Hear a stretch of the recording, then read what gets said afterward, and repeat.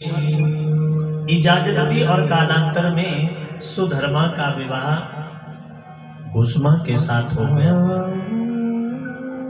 कुछ काल के बाद भगवान की कृपा हुई और भूष्मा के गर्भ से एक सुंदर से बालक का जन्म हुआ। बड़े ध्यान से सुना। भूष्मा का बचपन से ही एक, देखो इस शिवलिंग का नाम ही है भूष्मेश्वर शिवलिंग। अब आप अंत में जानेंगे इसका नाम ये क्यों पड़ा। तो भूष्मा का नित्य प्रति का नियम था, वो रोजाना 101 पार्थिव शिवलिंग जो मिट्टी से बनते हैं ना शिवलिंग, ऐसे 101 शिवलिंगों का भोर में 3 बजे जग जाती, स्नान वंदन करके और उसके बाद 101 शिवलिंगों का निर्माण करते और शिवलिंगों के पूजन पाठ करके फिर उसे मारा विसर्जित कर देती तालाब में, नदी में। ये नियम है। धीरे धीरे समय बढ़ा,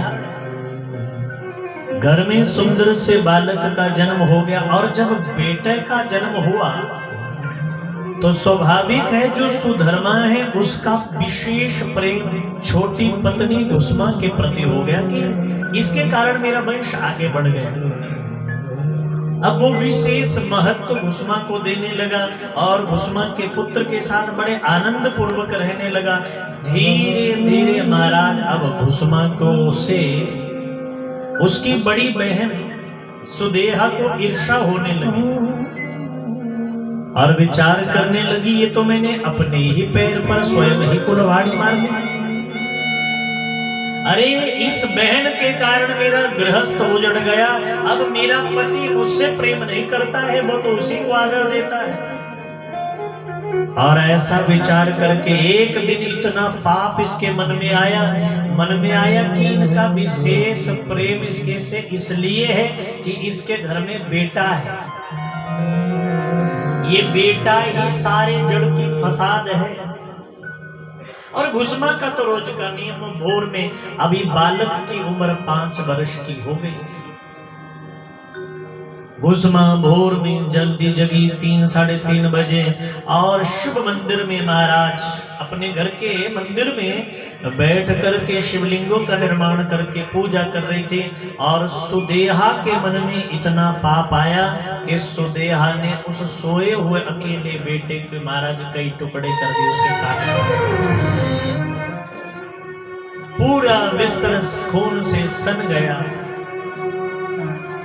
और उस बालक के टुकड़े ले जाकर उसी तालाब में जाकर के फेंके जहां भूष्मा शिवलिंगों को प्रवाहित करती थी, ताकि ये जब वहां जाए तो उन बच्चों के अपने बेटे के टुकड़ों को देखकर ये पागल होकर खुद ही मर जाए। और भोर में महाराज सुधर्मा जगे और सुधर्मा ने जब बेटे का ये हाल देखा चित्कार कर उठे और रुदन करने लगे। और देखो दुनिया का एक दस्तूर है, दुनिया के लोग भगवान का पूजन करते हैं और जीवन में जैसे ही कष्ट आए तो सबसे पहला प्रश्न महाराज भगवान पर खड़ा करते हैं। भगवान से महाराज कहते आज के बाद पूजा नहीं करेंगे, क्या दिया परमात्मा ने। सुधर्मा आकर के अपनी पत्नी से कहता है क्यों करती है इसकी पूजा शंकर भगवान की, क्या मिला तुझे इससे। अरे देख वहां किसी ने तेरे बेटे के टुकड़े कर दिए हैं, तेरे पुत्र को मार डाला है और धन्य है।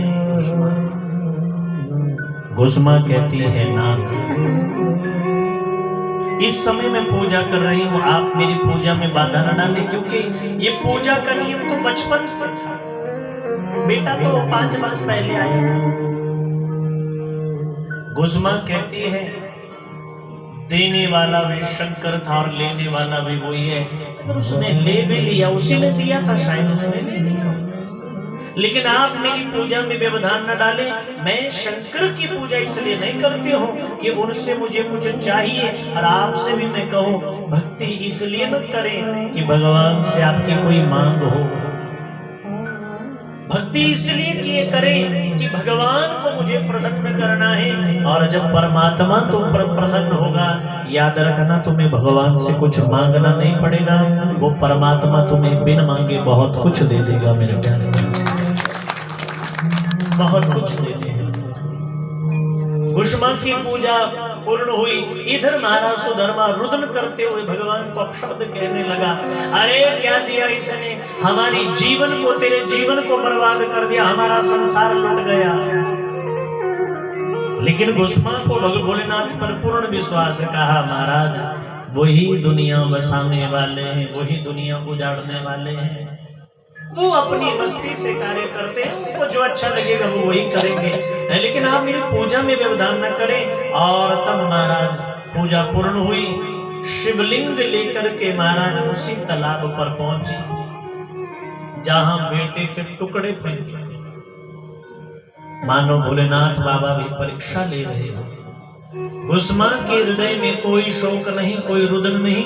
एक एक शिवलिंग लेकर के महाराज प्रवाहित करने लगी और जैसे ही पूर्ण शिवलिंग महाराज विसर्जित हो गए, अंत में महाराज मस्तक झुकाकर जैसे ही प्रणाम किया और आंखें खोलकर देखा तो भोलेनाथ बाबा सामने उसके पुत्र का हाथ पकड़े हुए सामने खड़े थे।